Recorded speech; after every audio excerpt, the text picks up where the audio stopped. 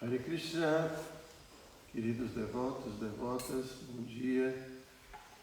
Muito obrigado pela companhia de todos vocês. Então vamos continuar nosso estudo do Srimad Bhagavatam.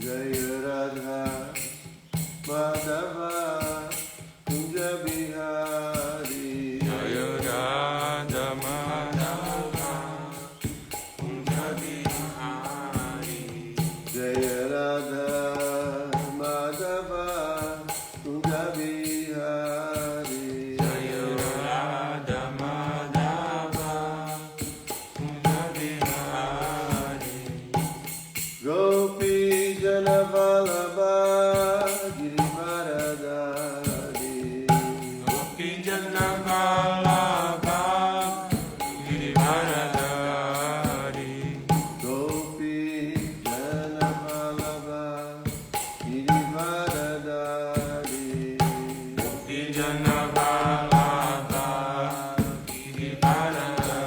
Girivaradari, Jaya Gopi Jana Vallabha Girivaradari, Jaya Gopi Jana Vallabha Girivaradari, Nandana Yashodanandana Rajanarandana, Yashodanandana Vrajajanarandana, Yashodanandana Rajanarandana, Yamunatira Vanachari, Yamunatira Vanachari, Yamunatira Vanachari, Yamunatira Vanachari, Jaya Radha Madhava Kunja Bihari, Jaya Radha Madhava Kunja Bihari.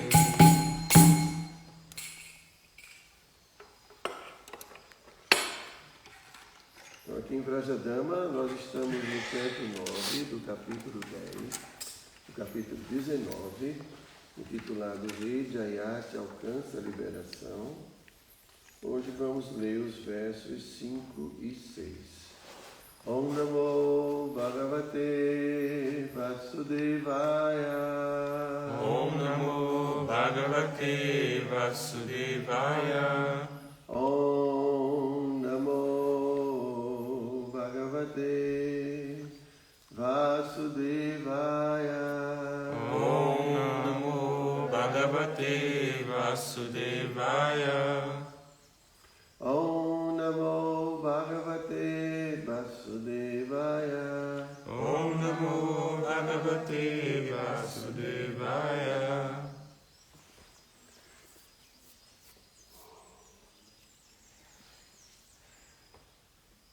Eu vou ler diretamente a tradução, tá? São dois versos muito grandes, ok? Então a tradução é a seguinte, do verso. Ao sair do poço e ver o bode, a cabra, que tinha belos quadris, desejou aceitá-lo como esposo. Quando ela manifestou esse desejo, muitas outras cabras também desejaram-no como esposo, porque ele tinha uma belíssima estrutura corpórea e um formoso bigode e barba, e ejaculava com muita habilidade e era perito na arte do intercurso sexual. Portanto, assim como uma pessoa perseguida por fantasmas apresenta sintomas de loucura, o melhor dos bodes, atraído por muitas cabras, ocupou-se em atividades eróticas e naturalmente esqueceu-se de seu verdadeiro interesse, a autorrealização. Significado. Os materialistas decertos sentem-se muito atraídos ao intercurso sexual. Jam Maitunadi Grihamedi Sukham Hitucham. Embora se torne grihastha, o chefe de família ou chefe de família, e desfruta intensamente da vida sexual, a pessoa nunca fica satisfeita. Semelhante materialista luxurioso é como um bode, pois afirma-se que, se obtiverem a oportunidade, os bodes designados ao abate gozam de sexo antes de serem chacinados. Os seres humanos, entretanto, devem atingir a autorrealização. Tapodivyam putraka jena sattvam shudyet yasmat brahma sukham tuvanamtam. A vida humana favorece a que se compreenda o eu, a alma espiritual, situada dentro do corpo.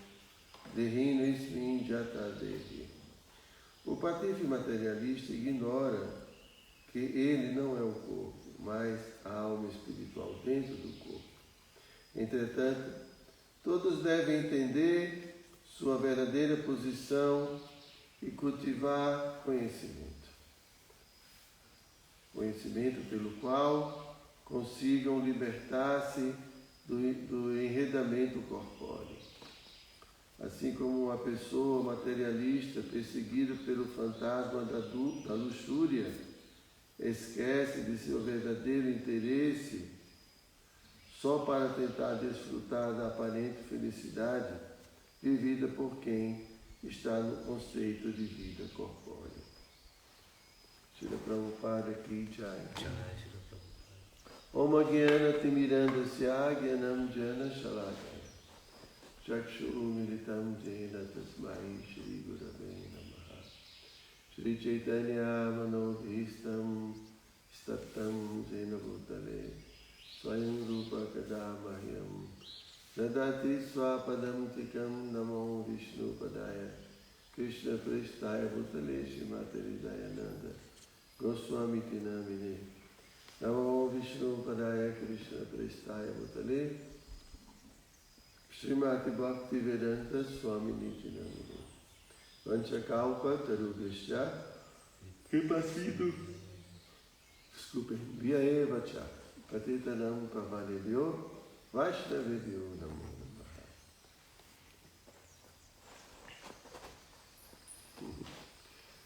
Então aqui é a continuação da historinha, né? E, claro, todas essas histórias foram assim, escolhidas especialmente por Srila Vyasadeva, né, para ilustrar diferentes aspectos, né, da nossa vida, dos condicionamentos de Krishna. Né? Porque Vyasadeva tinha assim, a possibilidade, a opção de escolher muitas histórias. Imagine, né? Essas histórias elas não têm um tempo cronológico. O Bhagavata não é organizado de uma forma cronológica. Então, Vyasadeva pegou várias histórias de reis, de príncipes e de tantas coisas para compor, né, Srimad Bhagavata. E aqui essa história, né, fala de um tema que é muito atual. Então, nós estamos aqui lendo uma história que, sei lá quanto tempo atrás não aconteceu. Né? Mas ela é tão atual como a gente pode ver. É muito atual. Então, na verdade, os obstáculos para a autorrealização são basicamente os mesmos.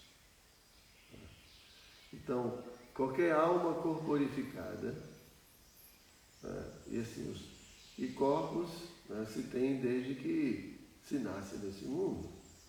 E os corpos têm as mesmas características, tá?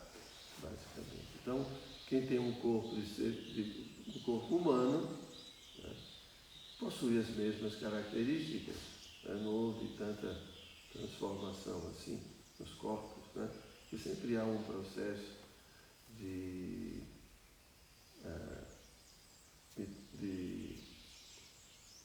evolução, né? Evolução.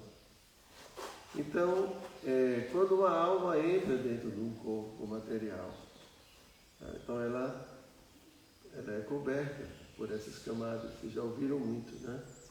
E vocês vão passar a vida inteira ouvindo isso, porque a gente tem que entender exatamente a nossa condição como almas dentro desse mundo, para ter a chance de lutar contra esses obstáculos.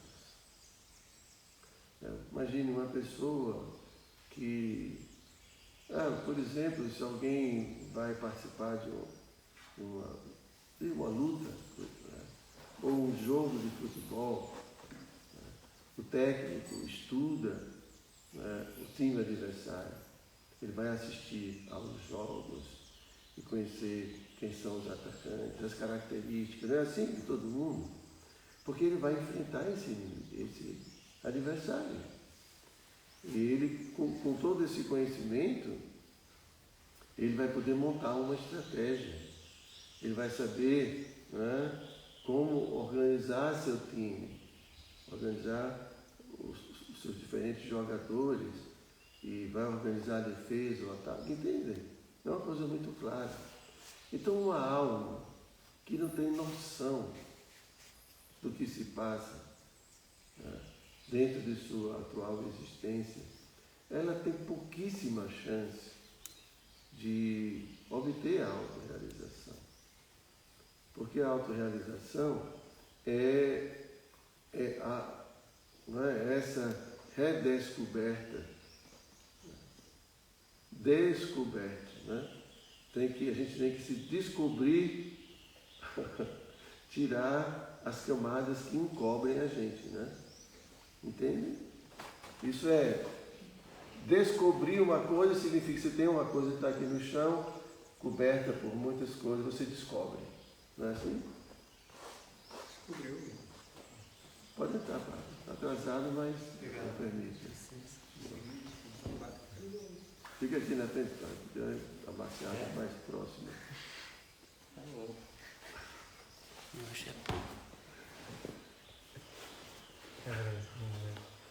Então,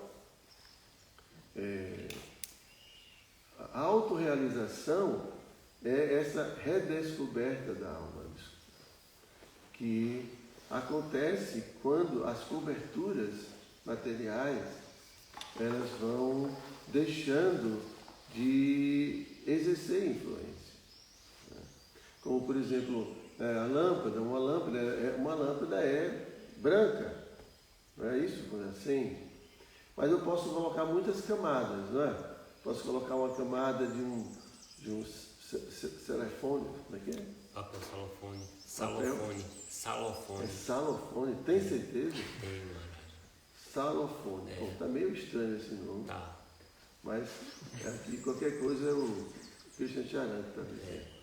Então você coloca verde, aí fica verde. Aí você coloca mais outra em cima, uma vermelha, já vai ficar uma cor diferente. Você coloca mais outra, imagina.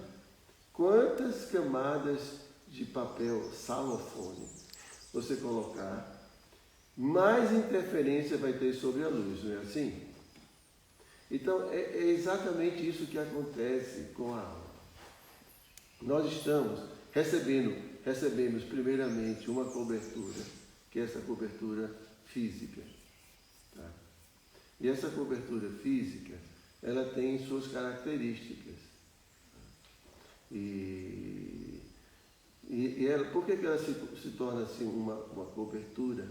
Porque ela atua sobre a alma espiritual. Ela influencia a alma espiritual.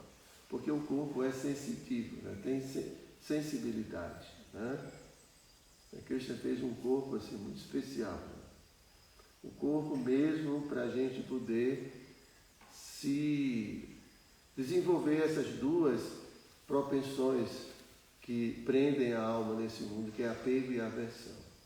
Então, porque o corpo é sensitivo, né? Então eu sinto o que dá prazer e sinto o que dá desprazer. E por isso, quando a gente sente prazer, a gente se apega ao prazer. E quando a gente se apega ao prazer, a gente quer mais.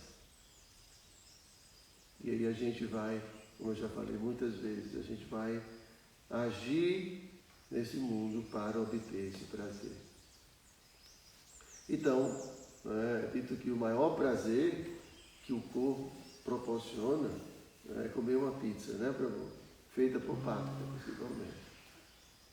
Dizem que é um prazer sexual.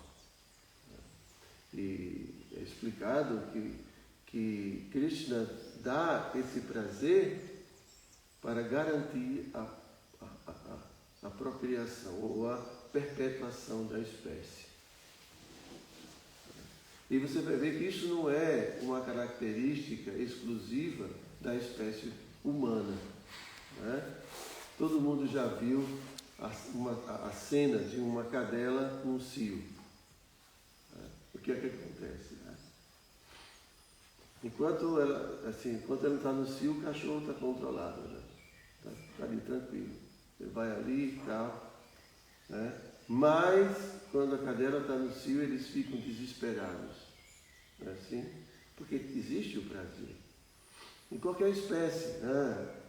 Por exemplo, é dito que os caçadores prendem, né, elefantes, eles cavam no chão e colocam uma cobertura de palha e colocam um elefante ou elefoa? Elefante. Ué, femininos, eles estão ali, hein? Parece. Bom, Elefante. Então o elefante vai atrás e cai no poço, né? Atraído pelo prazer. Né? Então, se todas as espécies, né,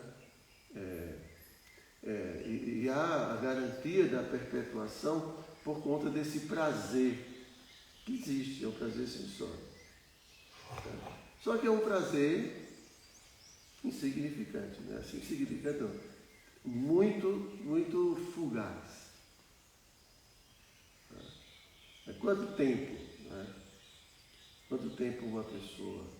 Então, aqui para o padre está falando que o cidadão aqui tinha muita perícia, né, na arte, né, do sexo, tem o Kama Sutra, todas essas coisas.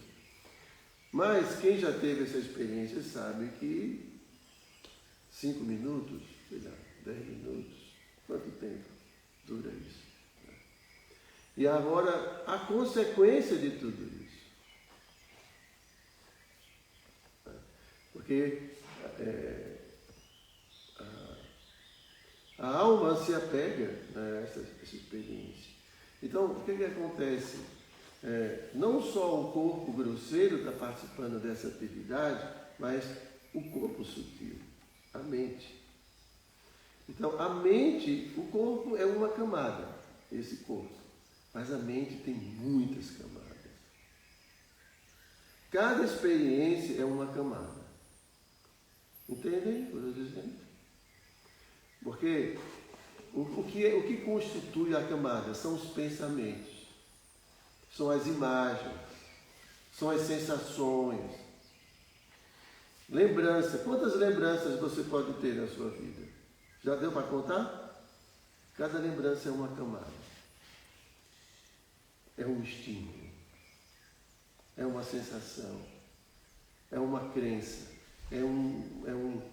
Entende o que eu estou dizendo? Porque a gente pensa assim, é a mente, né?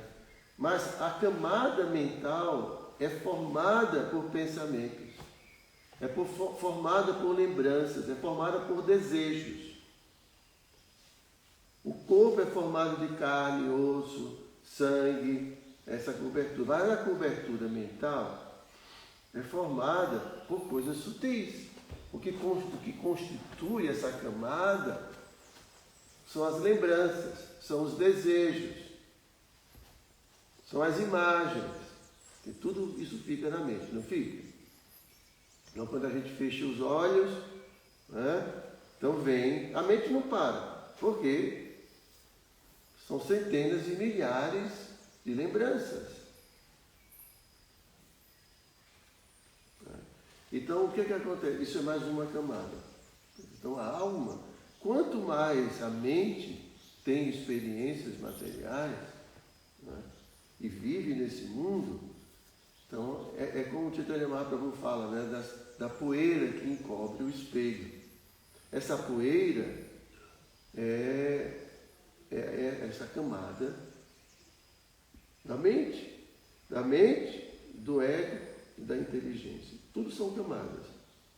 O ego também é uma camada. É uma camada de conceitos, né, acerca de nossa individualidade, nossa identidade. Então a primeira camada é: eu sou Pedro, porque me deram o nome de Pedro. Essa é a primeira camada. Sou homem, sou mulher, sou brasileiro. Vai as camadas. E a alma vai aceitando todas essas ideias como sendo reais, como sendo ela, a existência dela. Então, essas camadas de identidade vão encobrir a verdadeira identidade da alma. Entendem? São essas camadas de informações acerca de nossa identidade que encobrem a identidade verdadeira da alma. O conhecimento que a gente recebe também é uma camada, porque existe vidya e avidya. Vidya é conhecimento e avidya é ignorância. É outra camada, que são ideias, né? Também é sutil. São crenças, eu acredito nisso, não acredito naquilo, né? E tantas outras coisas. Então, isso, imagine, né? Então a gente tem uma camada grosseira, cheia de instintos, influenciando, levando a alma a agir. Né? E por sua vez a gente tem essas camadas sutis, né, que encobrem. Então a alma está presa, influenciada constantemente por essas diferentes camadas de instinto físico, né, e todo esse processo mental. Então imagine só, como é que uma alma consegue sair dessa prisão? É impossível. Por isso que Krishna fala, Mama Maya Durachaya. Essa minha Maya, essa minha energia material. A energia material é isso. Terra, água, fogo, ar, os corpos tensos e todo esse corpo sutil. Essa é a minha Maya, que Krishna fala na Bhagavad Gita. Essa minha Maya, né, é muito difícil de superar. Em outras palavras, é impossível. A alma sair dessa situação é praticamente impossível. Só com a misericórdia de Krishna. É do mestre espiritual e do Krishna. O mestre espiritual, porque o mestre espiritual vai dar a Krishna. Então, se renda a Krishna. Sem Krishna vai. É por isso que fala assim do mestre espiritual. Porque o mestre espiritual vai orientar, vai explicar, está vendo isso aqui? É assim, isso é o que constitui as grades, né, desse mundo material. E a atividade sexual, o Prabhupada fala que são as algemas. Né? São as algemas que prendem a gente. Por quê? Não é nenhum preconceito contra a atividade sexual. Não é isso. Qualquer atividade material condiciona a alma. Só que umas condicionam mais do que outras, devido à intensidade da experiência. Né? E em torno desse instinto de procriação, em torno do prazer, se criou uma cultura enorme. Quantas coisas surgem a partir, né, da relação homem-mulher, ou homem-homem, mulher-mulher hoje.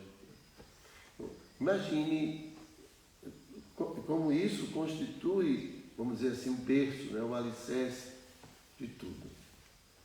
Porque é por essa atração que as pessoas, né, se aproximam na maior parte das vezes, não há essa pureza de você se aproximar, porque você simplesmente quer apreciar, e, né, é uma aproximação pura, isenta de interesses.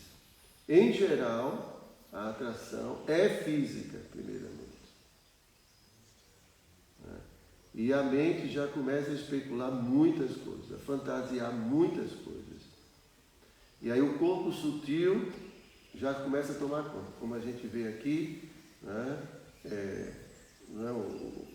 O bode tirou a cabra lá né? E a cabra já viu, né? Quer dizer, o bode já viu, né? A compleição corpórea, né? Da cabra, e a cabra já viu todas as possibilidades de prazer que poderia ter com o bode. Ela já começou a imaginar muitas coisas. E por sua vez o bode, né, já estava ali interessado em ter muitas seguidoras, né, vamos dizer assim. Um harém, né? Um harém, né? Porque assim, o instinto de procriação, o instinto do macho é procriar. Ele quer procriar. Então na psicologia, né, ele estava vendo uma palestra de um psicanalista, então ele fala, por exemplo, a mulher, quer dizer, o corpo feminino se desenvolve muito psicologicamente, muito mais rapidamente do que o masculino, o corpo masculino. Né? Quando chega a época da puberdade, então a mulher, o corpo feminino, para ninguém se identificar, o corpo feminino, né, já se prepara para a procriação. Já se prepara para... Então ela tem que se desenvolver psicologicamente, porque ela é a mãe. Ela é que vai ter que cuidar. Basicamente é assim. Né? Sei que hoje em dia as pessoas estão falando muitas coisas, mas assim, no reino animal, quem cuida é a fêmea. Né? O macho, né? Por exemplo, o leão ele, né, está ali para procriar. E a fêmea é que a caça, né, é que amamenta, tudo isso. Então, precisa se desenvolver psicologicamente para poder cuidar. E o homem é só hormônio. Está a fim de ter não sei quantas, né, para procriar. Mas isso é animal. Esse é o instinto animal. Porém, na nossa condição, que gozamos de inteligência, podemos entender que além dessas coisas que são naturais, que fazem parte do organismo em que estamos vivendo agora, podemos, com a inteligência, compreender que somos um ser espiritual. E que o objetivo da vida não é viver como um animal. Por isso que Prabhupada fala, enquanto uma pessoa não questiona sobre a vida espiritual, ela não passa de um animal sofisticado. Já ouviram isso? Não é? Então, só passa a ser de fato um ser humano quando ele usa a inteligência para entender, poxa, não sou um bicho, tudo bem, estou num corpo de ser humano. Então eu não posso simplesmente atuar, não é, sem nenhuma regulação. Não é? Então, ele vai começar então a questionar sobre a vida. Né? Então aí a gente começa a usar essa parte daqui de cima, né? Porque em geral é daqui para baixo, né? Mas ele começa a usar o cérebro, começa a cultivar conhecimento, tá? E começar a entender, isso faz parte, mas isso não sou eu. E, porém, quanto mais a gente investe na matéria, mais camadas. Né? Então, muita coisa para a gente lembrar. Né? Muitas experiências para a gente se apegar, materiais, de prazer material. E de sofrimento também. Porque tem a camada de sofrimento que também impede a alma de ser livre. Tem pessoas que sofrem tanto nesse mundo. Desilusões, frustrações, né? Porque meu corpo não é bonito, porque meu corpo não é assim, porque ninguém gosta de mim. Tem pessoas que se matam por conta disso. Isso é uma camada, gente. Veja como essas camadas interferem na nossa vida, na liberdade da alma. E nós não somos nada disso, mas nós estamos presos a tudo isso. Presos. Não somos almas livres. Bom, não sei, Padre, que eu acho que o Padre já transcendeu muito tempo, né? Ele veio aqui só mesmo para dar um exemplo para a gente, como fazer. Mas eu estou sendo claro para vocês entenderem o que são essas camadas. Né? E aí, em virtude desses apegos, aí a gente tem luxúria, que a gente quer de novo. Aí a gente tem medo de perder aquele objeto de apego que me dá muito prazer. A gente começa a ter medo de ter doença, de morrer, porque a gente acha que morre, que esse corpo é tudo, que essa vida é tudo. São camadas. Porque a gente pensa isso. Então a gente cria camadas a partir também das nossas reflexões e geralmente em ignorância acerca desse mundo. Isso é tudo camada. Então a mente é formada, não por coisas grosseiras, é por essas percepções. E são camadas.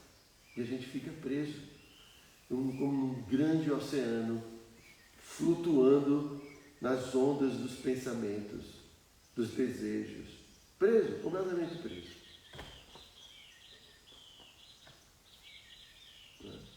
Então, Prabhupada fala muito claramente que o melhor para quem pode é se afastar desse tipo de sexo e de desfrute. Isso é o melhor.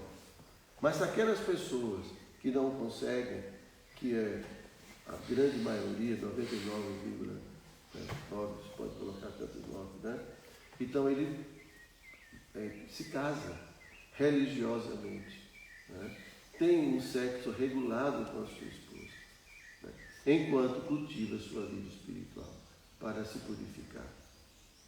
Mas o objetivo sempre é a autorrealização. Então, cada caso, cada pessoa tem uma condição muito própria. Cada pessoa, cada um está dentro de um corpo grosseiro, porém um corpo sutil é muito diferente. O corpo mental do Pátrica é muito diferente do corpo mental que eu tenho. Porque as experiências que ele teve, eu não tive. E as experiências que eu tive, ele não teve.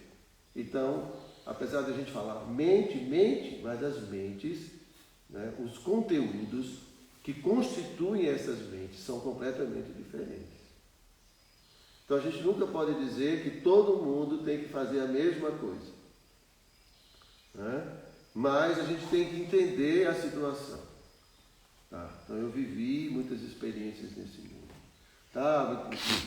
Tive muitas experiências com drogas. Então a minha mente tem muitas camadas de experiências com esse tipo de situação. Então eu tenho que me preocupar de não estimular essas lembranças através da associação com pessoas, com ambientes e assim por diante. Porque eu tenho essa dificuldade. Então, algumas pessoas tiveram uma vida muito promíscua antes de entrar no movimento, por exemplo. E hoje em dia é cada vez mais comum. Você tem muitos parceiros, muitas parceiras, e fica aquela coisa, nem sei mais como é que é hoje, mas, então, as pessoas que tiveram, assim, muitas experiências assim, a camada mental delas está abarrotada dessas experiências. E vai ser muito fácil essa mente ser estimulada quando vê um rapaz, quando vê uma moça, ou qualquer coisa assim. E quando vem todas essas imagens, e a partir daí se intensifica as fantasias, as imaginações, que é camada mental. É camada, a gente cria camada mental. E a mente fica ali, e reproduzindo e fantasiando muitas coisas. Então veja a posição da alma. A alma é simplesmente uma serva eterna de Krishna. A alma não tem nada a ver com nada disso. Tudo isso aqui é uma fantasia, uma ilusão, que a gente mesmo criou com as nossas experiências. Compreendem isso? A gente vai vivendo, vai criando camadas, criando conteúdos. Como, por exemplo, eu me lembro que quando as primeiras vezes que o Google traduzia, quando a gente colocava para traduzir, logo no começo, as traduções eram muito... Mas por que as traduções são cada vez mais sofisticadas? Vai colocando conteúdos, né? Exatamente. Vai colocando conteúdo. Então fica muito para a inteligência artificial, né? Essa inteligência artificial é exatamente isso, é o acúmulo.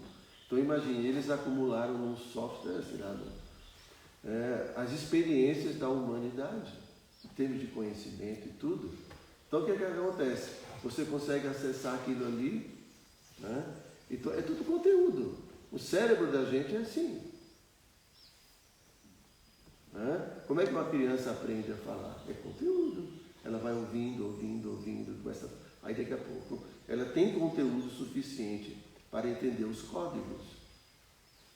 É assim que se forma.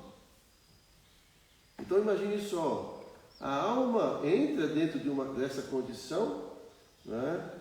Fica presa nessa condição desde que o corpo é pequenininho e passando por todo um processo de condicionamento, de programação. É assim, a gente vai sendo programado. Quer dizer, a gente não, o corpo, a mente, como nós estamos identificados com tudo isso, a gente passa por todo esse processo. Então, cada um tem um corpo mental diferente, um corpo intelectual diferente, um ego diferente, de acordo com suas experiências. Então, cada um deve estar atento aonde o sapato aperta, né? Não tem essa história? A pedra do sapato, cada um.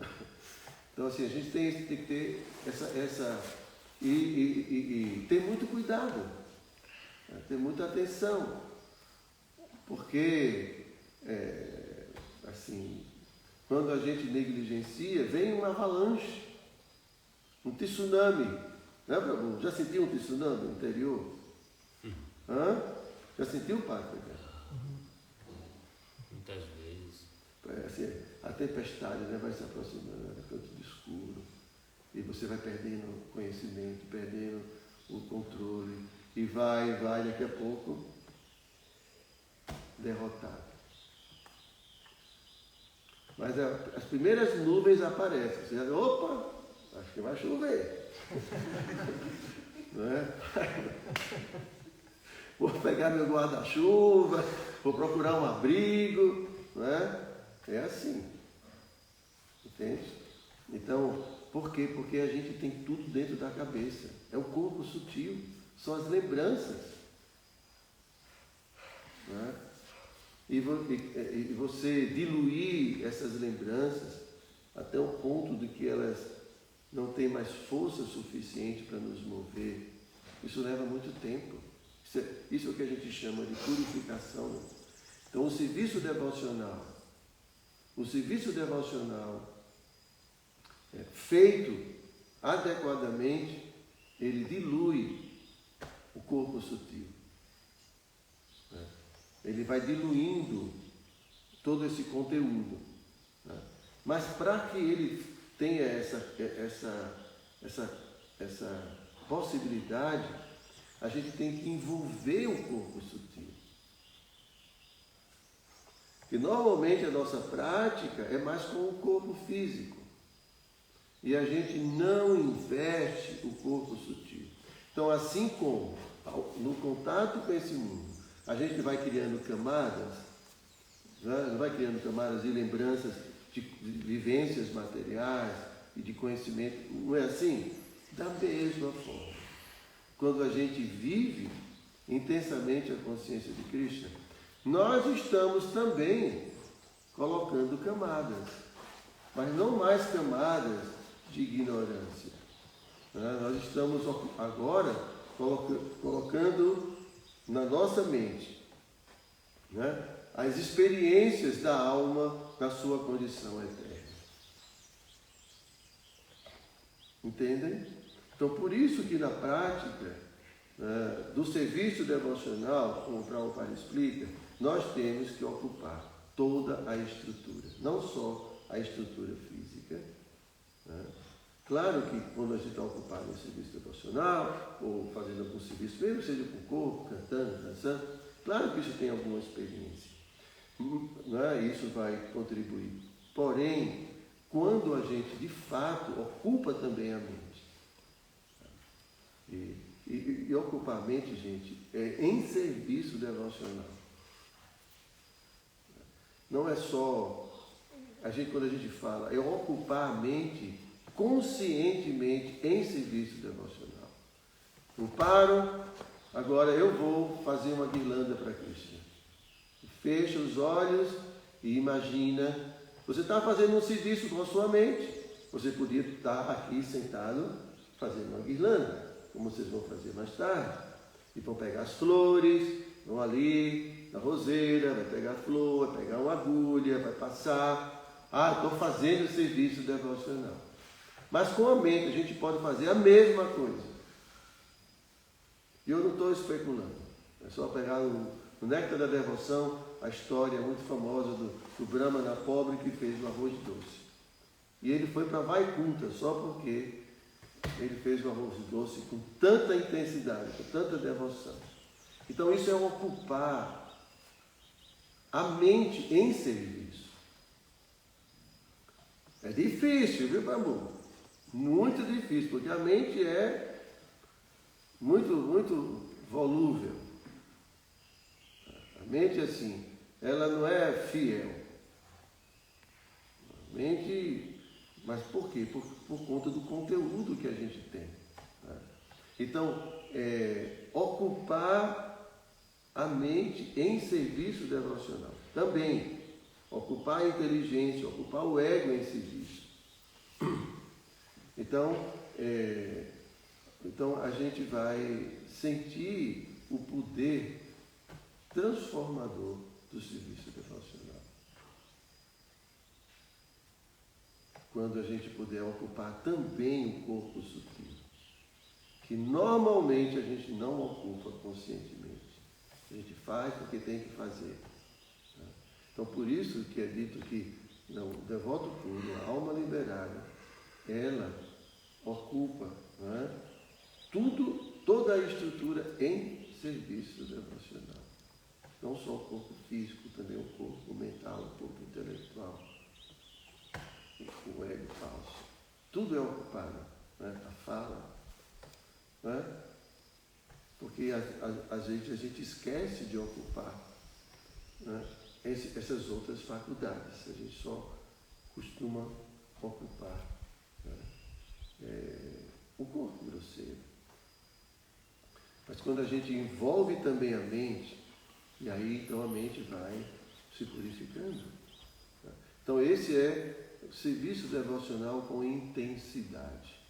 Tivrena Bhakti Yogena. Então há vários versos do Bhagavatam onde os acharyas, os mestres citam essa linha, Tivrena Bhakti Yogena. É serviço devocional com intensidade. Com muita intensidade. Não é essa coisinha feita o padre que faz assim, meio lambuzeira, assim, meio brincando, padre. O padre que é o devoto. Mas assim, entende? Vai cantar japa, que é a nossa principal prática. Tem que ser com intensidade. Né? Tem que envolver a mente. Né? Tem que envolver toda essa estrutura. Né? E para que em dado momento a nossa mente esteja completamente ocupada em serviço devocional. A mente fazendo alguma coisa para o prazer Radharani de Krishna. Já que, né, é isso. Isso é Tivrena Bhakti Yogena. Ocupação, toda a estrutura. Tá? De outra forma, nós vamos ser derrotados. por toda essa coisa do mundo material, essa coisa instintiva do mundo material, essa coisa mais animalesca do mundo material. Eu não estou dizendo isso de uma forma preconceituosa, estou falando só isso, falando dessa maneira, porque é esse aspecto que mais domina a paixão e a ignorância. E aí a gente perde essa capacidade de voar mais alto, porque está todo mundo amarrado.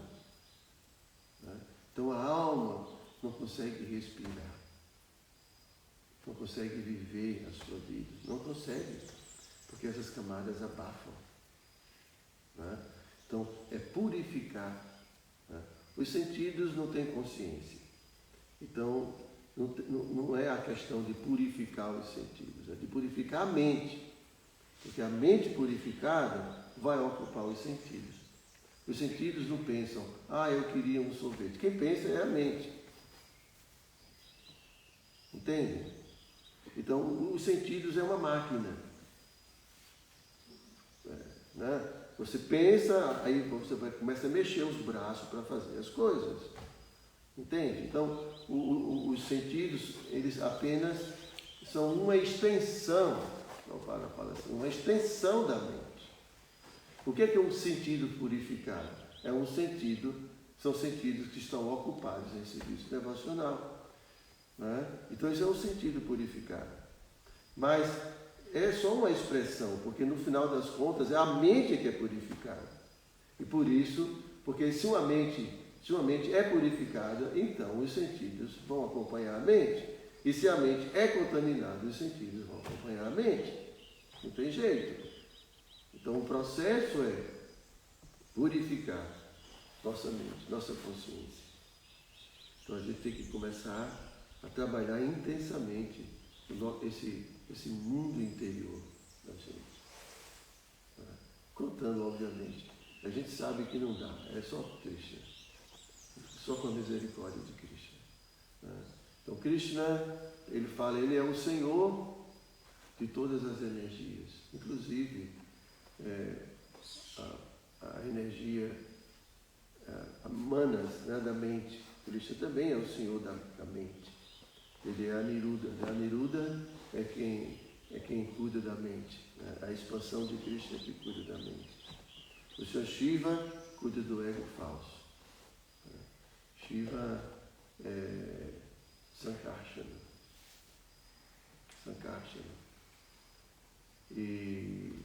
Então são energias de Krishna. Maya, Durga, é uma serva de Krishna. Então, quando todo o nosso esforço é no sentido de obter a misericórdia de Krishna. Krishna fala, eu sou a lembrança, eu sou o esquecimento. Que tal, Krishna, você fazer a gente esquecer essas coisas aí? É uma boa proposta.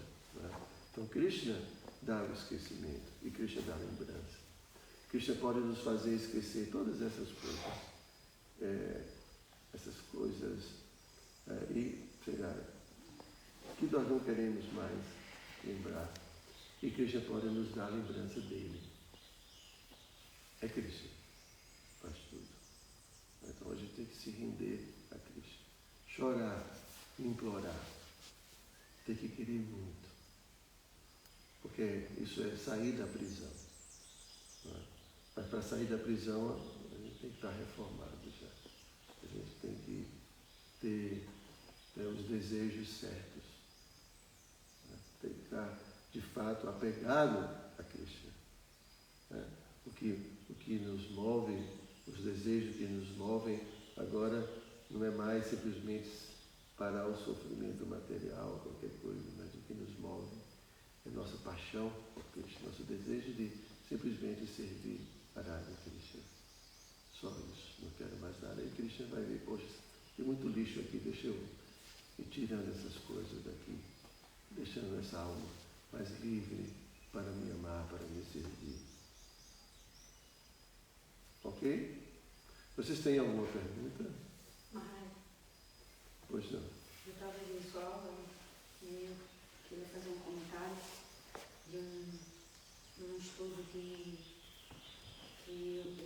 participei em um hospital espiritual sobre essa questão da mente ser dominada pelos desejos sexuais. E Fale mais alto para o pessoal ouvir. sim, então aí nesse estudo tinha umas pessoas que eram avaliadas no comportamento como compulsivas, né? Por sexo, porque é um hospital espiritual, né? E aí nesse estudo nós acessamos assim um conhecimento de uma falange chamada sexos. São falanges de demônios mesmo, fantasmas, né? Espíritos demoníacos que obsediam as pessoas que se entregam a esses desejos, e é muito difícil se libertar dessas falanges. Precisam tratamentos muito profundos, longos, para se libertar dessas falanges. E as mulheres que se envolviam com esses homens, que normalmente já tinham toda essa falange a favor deles para assediar, elas adoeciam também. Então, aí tinha que tratá-las, e normalmente a gente via o comportamento mudar. Às vezes a mulher bem saudável, tranquila, e quando se envolvia com esse tipo de homem que estava influenciado por esse tipo de falange, elas adoeciam, ficavam muito doentes, e tinham que fazer também tratamentos. E outro acesso ao conhecimento de que quando essas pessoas se envolvem, porque tem pessoas que se envolvem tem atividade sexual com durante um mês com várias pessoas, né? Então, durante 30 dias, a pessoa fica ligada energeticamente a essa pessoa que teve atividade, e toda a doença que a pessoa tem, seja uma dor de barriga, seja uma dor de cabeça, a outra pessoa sente. Só que a maioria das pessoas na sociedade não tem conhecimento disso, né? E quando a pessoa tem vários parceiros, cria-se uma coisa chamada suruba energética, que você fica ligado, vinculado a todas essas pessoas que aquela pessoa que você teve relação teve. Então foi um estudo assim que eu percebi que quanto é pesado isso, e que não é tão simples como o senhor está dizendo, que é muito difícil, porque existe por trás, no invisível, toda uma linha energética que assim, desencarnada, que trabalha na atuação disso. O peso energético que eu fiquei impressionado com esse estudo. Pois é, a gente tem muitas influências, não só as drogas, né? Então, quem não quer o nosso progresso sabe exatamente o que fazer para a gente não progredir. Eles sabem. Pode ser que a gente não saiba, mas eles sabem muito bem. Quem está do outro lado, que já não tem mais esse corpo grosseiro, né, sabe exatamente aonde aprisionar alguém.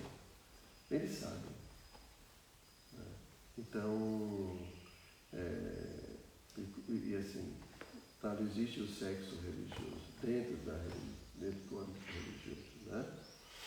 Ninguém está condenando isso. Krishna mesmo na Bhagavad Gita fala, eu sou o sexo que respeita o Dharma. Ele mesmo diz isso. Então, a gente não pode ter nenhum tipo de preconceito, porque Krishna está falando isso. Mas é com relação à atividade promíscua, é a promiscuidade. Né?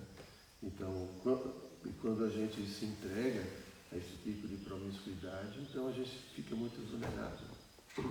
A gente fica vulnerável. Né? Então a gente perde energeticamente, né?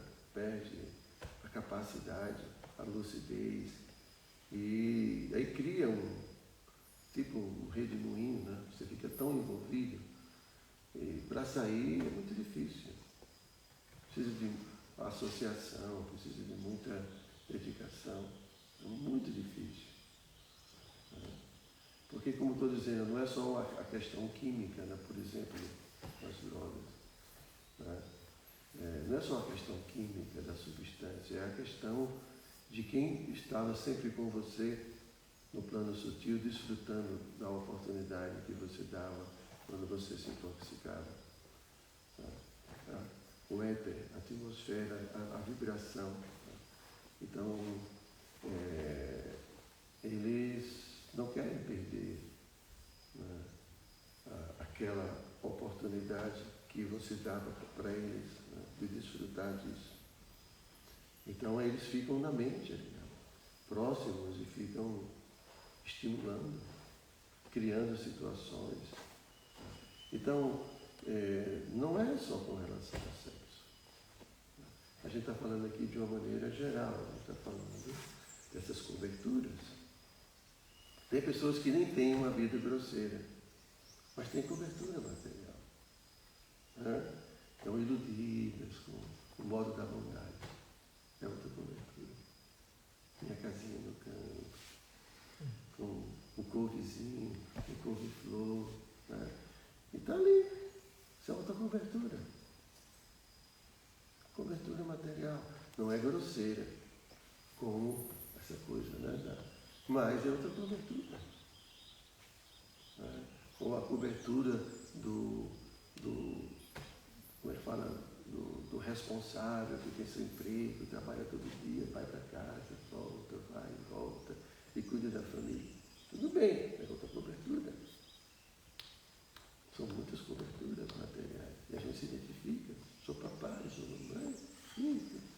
Então são muitas. E cada um dentro do seu mundo é engolido por uma infinidade de pensamentos e imagens. Completamente. A alma fica completamente obscurecida. Mesmo por essas coisas que a gente fala assim, seja no modo da bondade, ou seja mesmo a vida social. Né? Tudo isso é Maya. Né? Então, como viver dentro desse mundo, fazendo o que tem que ser feito, cumprindo com suas responsabilidades, mas não permitindo mais que mais ilusão, mais camadas se sobreponham a nós, almas espirituais. Só sendo consciente. Só fazendo tudo de forma consciente.